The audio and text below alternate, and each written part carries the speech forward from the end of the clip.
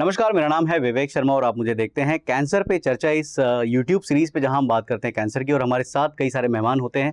हम बड़ी क्लैरिटी लाने की कोशिश करते हैं और आज एक बड़ा आई वुड से इंटरेस्टिंग सा टॉपिक है जिसके बारे में हम बात करने वाले हैं। और इसका जो आई वुड से इंट्रोडक्शन देने से पहले मैं आपको बता दूं कि प्रिसीजन करके एक चीज़ होती है जो हमारी लाइफ में हम डे टू डे प्रैक्टिस करते हैं।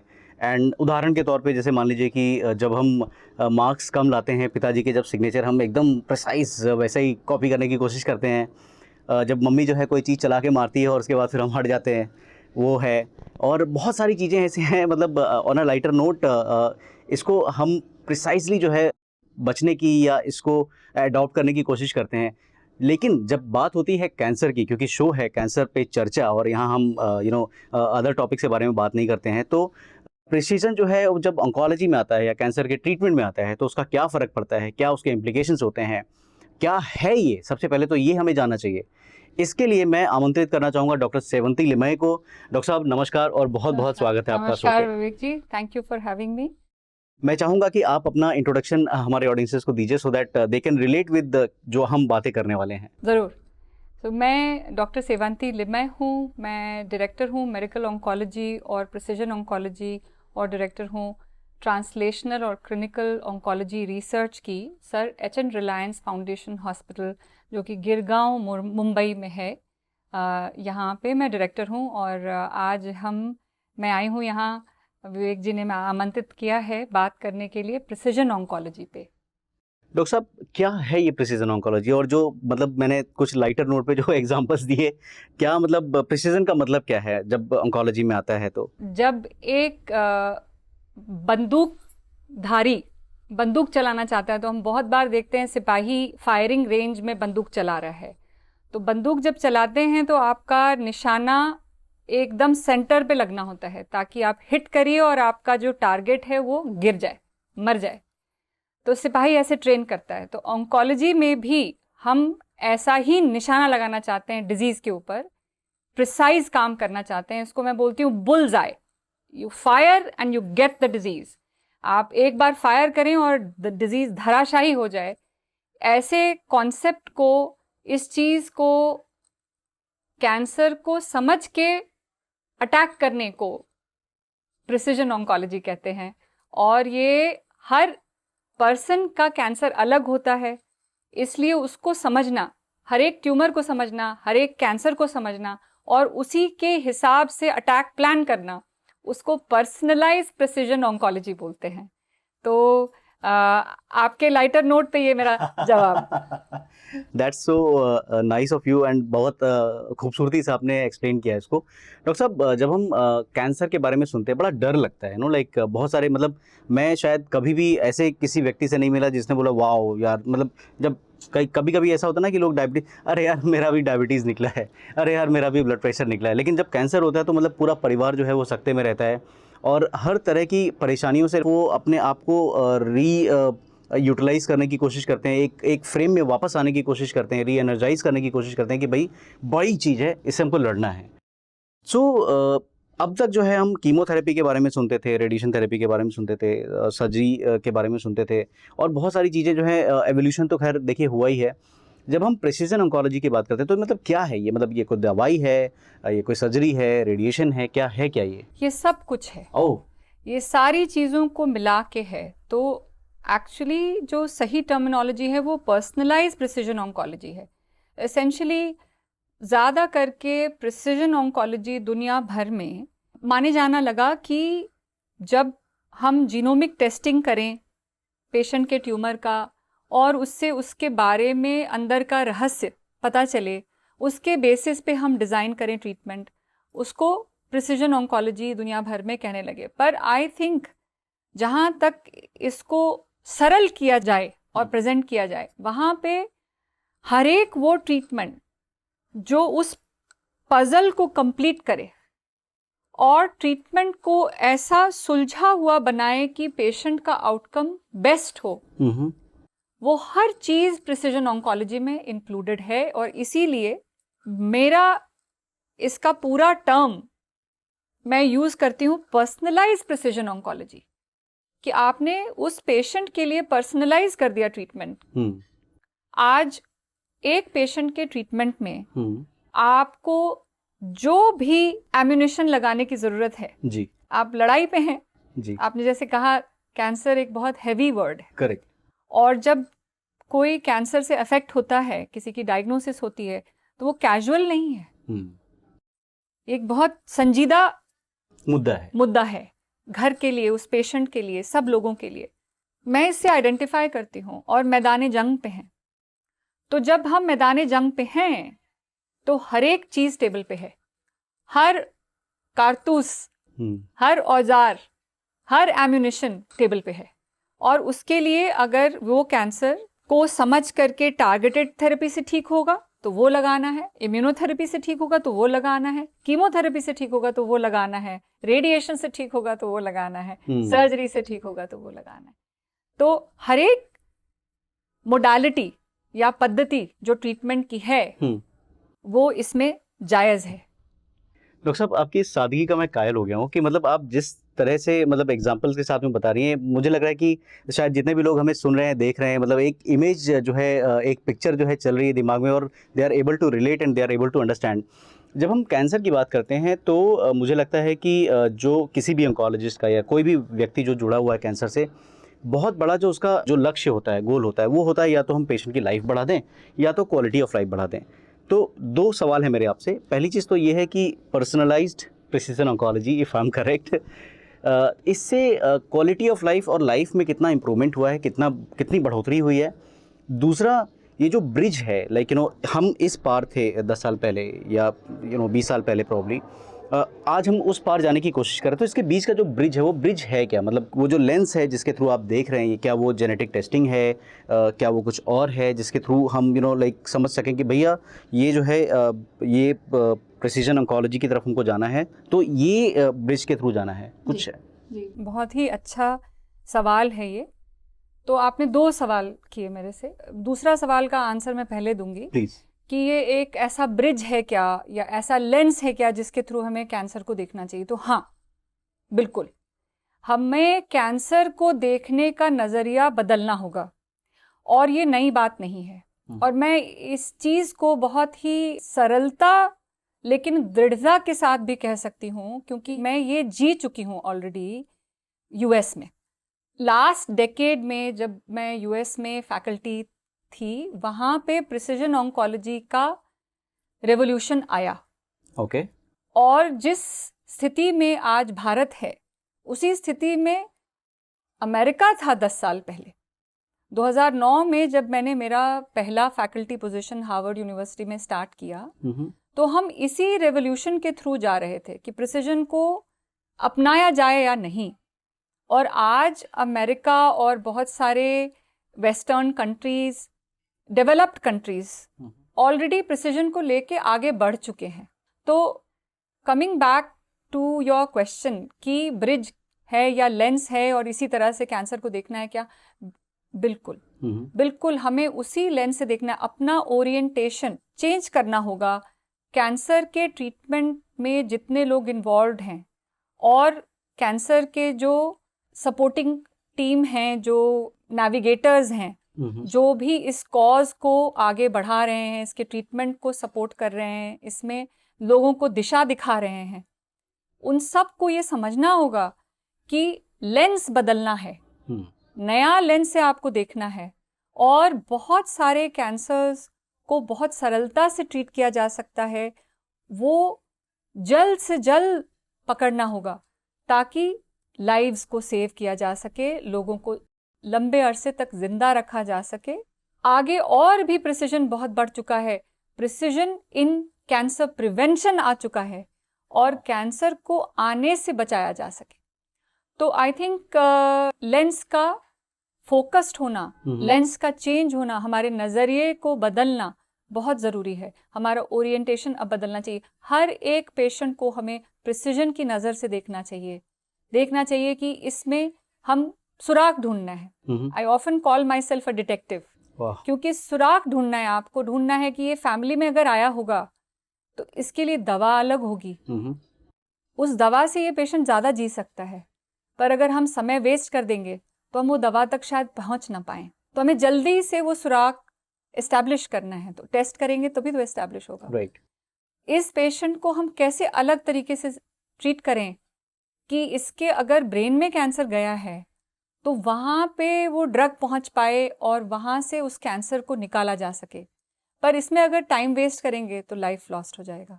तो हर एक पेशेंट को देखने का नज़रिया बदलना होगा ताकि टाइम वेस्ट ना हो, पेशेंट के पास एनर्जी वेस्ट ना हो, उसके पैसे वेस्ट ना हो, रिसोर्सेज वेस्ट ना हो, उसकी हिम्मत वेस्ट ना हो। राइट। तो एक ये आंसर हो गया जी। दूसरा आपने क्वेश्चन पूछा था सर्वाइवल।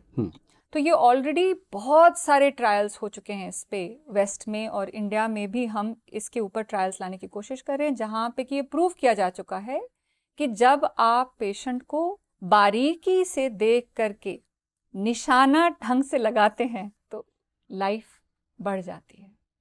ऑसम, बहुत उम्दा।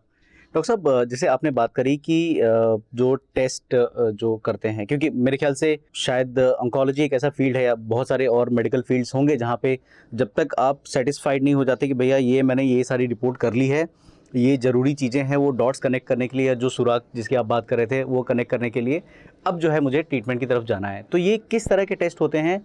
और इससे ही जुड़ा एक मेरा और सवाल है, अब मैं सवाल बहुत पूछता हूँ। जब भी किसी पेशेंट को, मतलब एक अगर मैं आम आदमी की बात करूं, सो जब भी डॉक्टर बोलते हैं ना कि आपको ये टेस्ट कराना है, ये टेस्ट कराना है, ये टेस्ट कराना है, पहला इतने सारे टेस्ट क्यों, ये डॉक्टर साहब क्यों इतने सारे टेस्ट दे देते हैं, एंड अभी इतना सारा ब्लड लगेगा, ये लगेगा, वो लगेगा, बड़ी सारी चीज़ें होती है। कुछ लोग बोलते हैं कि यार अब तो ये खामखा का ही खर्चा हो गया, वो भी एक टेंडेंसी है सोचने की। So again like to be precise on the point, ये जो टेस्ट होते हैं, जो किस तरह के टेस्ट होते हैं, like for example I am sure जैसे छोटे मोटे टेस्ट तो शायद आपको उतना विस्तार से नहीं बता पाते होंगे, तो ये क्या टेस्ट हैं जो प्रिसीजन को एक बर्ड्स आई देते हैं? एंड दूसरा, ये जो टेस्ट होते हैं कितने ज़रूरी होते हैं, मतलब क्या इनके बिना काम चल सकता है? तो again another very very essential question. Precision में टेस्ट का बहुत बड़ा रोल होता है। अगर डिटेक्टिव ने अपना होमवर्क शुरू में ही नहीं किया तो बहुत सारा वेस्ट का चांस है। वेस्ट मनी का, वेस्ट टाइम का, वेस्ट हिम्मत का और वेस्ट रिसोर्सेज का, मे बी लाइफ का भी, वेस्ट लाइफ का।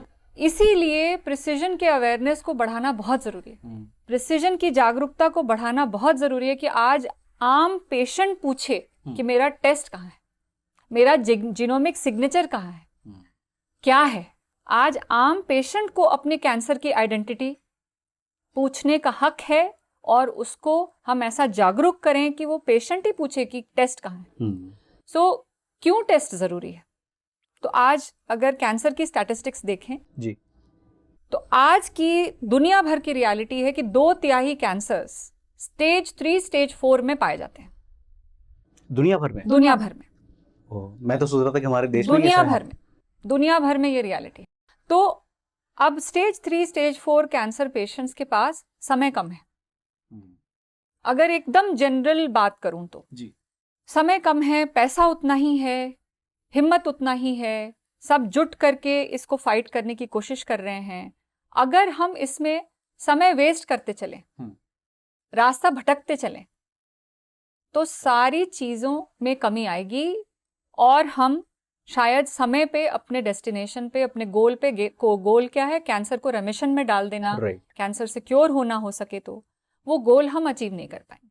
तो जैसे ही स्टार्ट हुआ वैसे ही क्वेश्चन पूछना है ये कि हमारा रास्ता क्या है, कौन सा रास्ता सही है, कोई टेस्ट है जो हमें ये सही रास्ता बताएगा।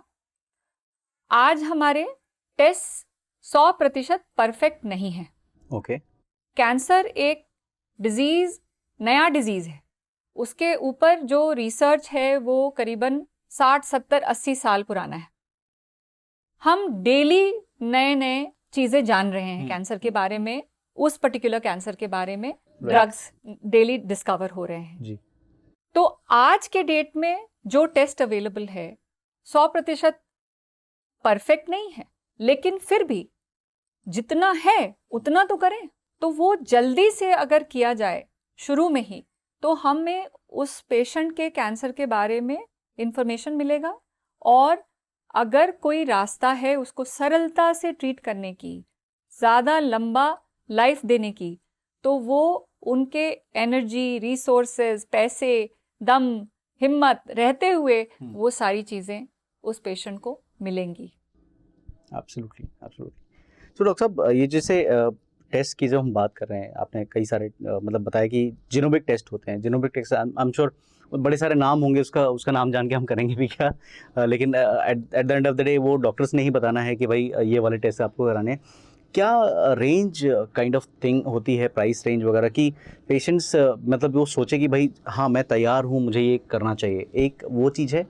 दूसरी ये चीज़ है कि क्या ये लो कॉस्ट में भी करी जा सकती हैं इस तरह की चीज़ें, बिकॉज कॉस्ट जब हम सुनते हैं ना कैंसर, तो एक कहीं ना कहीं, अब फिल्में बता दीजिए या सीरियल्स होते हैं या जो भी है, कनेक्शन जो है ना वो कहीं ना कहीं लगता है बड़ी महंगी बीमारी है। आई एम श्योर वो होगी भी, लेकिन उसके लिए बहुत सारे स्टेक होल्डर्स हैं जो काम कर रहे हैं। सो इस चीज़ के बारे में थोड़ा सा प्रकाश डालिए। जी ज़रूर। तो हम किसी भी प्रॉब्लम से सफ़र करते हैं, हेल्थ प्रॉब्लम से, तो अभी मैं आपसे सवाल पूछूंगी कि एक रेगुलर पेशेंट जब डॉक्टर के पास जाता है तो क्या कराने के लिए तैयार रहता है? एक सीबीसी वगैरह कराने के लिए तैयार रहता है, ब्लड टेस्ट कराने के लिए तैयार रहता है, कभी कभी ये भी तैयार रहता है कि स्कैन बोल देगा डॉक्टर, एक्सरे बोल देगा, कोई स्कैन बोल देगा डॉक्टर, कुछ ऐसा बोल देगा। राइट। तो कैंसर पेशेंट के दिमाग में अब तीसरी चीज घंटी बजानी चाहिए। हाँ, ब्लड टेस्ट होगा मेरा, स्कैन होगा मेरा, जीनोमिक टेस्ट होगा मेरा, ये उस पेशेंट के दिमाग में बैठ जाना चाहिए। ये मेरा लक्ष्य है। ऑसम। कि जैसे आप सोचते हैं कि हाँ भाई सर्दी खांसी जुकाम हुआ, 15 दिन से बुखार लग रहा है, तो जाएंगे तो डॉक्टर साहब ने वहां पे ब्लड टेस्ट कराना है और स्कैन कराना है। अब तो दुनिया ये मान चुकी है कि ब्लड टेस्ट में और स्कैन में पैसे लगेंगे जी, और वही ब्लड टेस्ट और वही स्कैन का एक तरह के हॉस्पिटल में ज्यादा पैसे लगते हैं और दूसरी तरह के हॉस्पिटल में कम पैसे लगते हैं। ठीक, करेक्ट। उन्हीं दवाइयों का एक तरह के हॉस्पिटल में ज्यादा पैसे लगते हैं, दूसरे तरह के हॉस्पिटल में कम पैसे लगते हैं, पर जनता ट्रीटमेंट करा रही है, डॉक्टर्स के पास जा रही है। उसी तरह से कैंसर के डायग्नोसिस और ट्रीटमेंट में हमें ये अंदर अंदर तक पहुंचा देना होगा कि जीनोमिक टेस्ट होना ही है, जेनेटिक टेस्ट होना ही है। जैसे सीबीसी, जैसे स्कैन, वैसे जीनोमिक जेनेटिक टेस्ट होना ही है कैंसर अगर हुआ तो। और उसमें भी ये बहुत ही निराशाजनक है लेकिन सच्चाई है कि इंडिया में इसका मेनू कार्ड है और तरह तरह के स्कैन्स आज अलग अलग प्राइसेस पे मिलते हैं। ओके। कोई महंगे स्कैन्स होते हैं जो गरीब आदमी नहीं करा पाता है, और कोई सस्ते स्कैन्स होते हैं जो कि सभी तरह के हॉस्पिटल्स में मौजूद हैं। उसी तरह से जीनोमिक टेस्ट और जेनेटिक टेस्ट को भी होना होगा। जिनको किसी चीज़ की लिमिटेशन नहीं है वो शायद बड़े टेस्ट करा पाएंगे, लेकिन बेसिक टेस्ट को होना होगा जो कि गवर्नमेंट सेंटर्स में, जो कि ट्रस्ट के सेंटर्स में भी उपलब्ध कराए जाएं। बिल्कुल, ना कि सिर्फ सीबीसी हो। एब्सोल्युटली। बेसिक जीनोमिक और जेनेटिक टेस्ट भी हो वहां, जो कि आम जनता को उसके लिए स्ट्रगल ना करना पड़े। बिल्कुल डॉक्टर साहब, आपने बहुत बारीक आई वुड से बात बताई कि मतलब लोगों को जो है सामने आना पड़ेगा, उनको अवेयरनेस चाहिए और उनको सामने से जाके बोलना पड़ेगा कि भैया मेरा जीनोमिक टेस्ट कहाँ है, क्योंकि जीनोमिक टेस्ट से ये सारी चीज़ें होती हैं। तो विवेक जी, एक चीज़ मैं चूक गई बताने के लिए कि आपने पूछा कि आमतौर पे कितना पैसा लगता है। जी हाँ, ये बताना था मुझे। तो अगर एक जेन्युइन पूरा पैकेज करना चाहें जो कि कोई अच्छे हिंदुस्तानी लैब से हो, तो करीबन 60,000 रुपए लगेंगे। ओके। 50 से 60,000 से आपको फैमिली में कैंसर हो सकता है कि नहीं, अच्छा, और वो कंट्रीब्यूट कर रहा है कि नहीं कैंसर को, और इस ट्यूमर में क्या पाथवे है, क्या सिग्नेचर जीनोमिक फाइंडिंग है, इस सब को पता करने के लिए दोनों को जोड़ करके अगर एकदम साधारण से साधारण भी जाएंगे तो 50 से 60,000 में पता चलेगा। अब इसी में अगर एकदम बेसिक की बात करें, कम से कम की बात करें, तो करीबन 20,000 रुपए में। Okay okay. तो जैसे आज हम मान के चलते हैं कि सीटी स्कैन में इतने पैसे लगेंगे जी, पेट स्कैन कराएंगे तो 10-12 हज़ार से कम में कहीं नहीं होगा। उसी तरह से जीनोमिक टेस्ट का भी आप बजट को इंक्लूड करके चलना पड़ेगा और चलना चाहिए। हाँ, लड़ाई तो बहुत बड़ी है। बिल्कुल। आम जनता को ये सर्विसेज पहुंचाने के लिए सरकार के पास जाना होगा, जो सोसाइटी के टॉर्च बेरर्स हैं उनके पास जाना होगा। वो लड़ाई ज़रूर है, पर जागरूकता अलग चीज़ है। जागरूकता से आपको ये पता चलता है कि मांगना क्या है। बिल्कुल। जब आप सरकार के पास जाएं तो आपको आपके बजट में ये भी मांगना है, ये तो उसी से पता चलेगा। बिल्कुल। डॉक्टर साहब, मेरे फॉर्चुनेटली मतलब कैंसर में काफ़ी सालों से मैं काम कर रहा हूँ, तो बड़े अच्छे दोस्त भी बन गए हैं, ऑन्कोलॉजिस्ट हैं। और कई बार जब मेरी बात होती है उनसे कैजुअली, तो वो बोलते हैं कि जो टेस्ट के बारे में हम बता रहे हैं कि इतने सारे टेस्ट आ गए हैं, तो वो कई बार बोलते हैं कि यार ये मॉलिक्यूलर टेस्ट या जीनोमिक टेस्टिंग इतने सारे क्या ड्राइवर म्यूटेशन समथिंग उसको बोलते हैं। सो बोलते हैं कि इसमें इतना सब कुछ हम लोग करते हैं, फ़ायदा क्या है इसका? मतलब it's very kind of casual chat. अगर मान लीजिए कि किसी को एक्स टाइप का कैंसर है लेकिन उसकी दवाई नहीं है, तो हम करें क्या? आपका क्या ख्याल है इस बारे में?